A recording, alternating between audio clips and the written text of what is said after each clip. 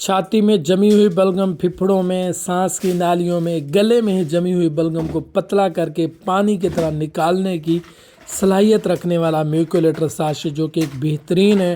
ख़ास तौर पर इसका इस्तेमाल छोटे और बड़ों दोनों में किया जाता है। हमेशा अद्वियात का इस्तेमाल डॉक्टर की हिदायत के मुताबिक करें। जब आप पैरास्टामोल की ओवरडोज लेते हैं तो इसका एंटीडोट भी म्यूकोलेटर साचे है, यानी कि इसके अंदर एसीटाइलसिस्टीन मौजूद होता है, जो 200 और 600 की सूरत में पाया जाता है।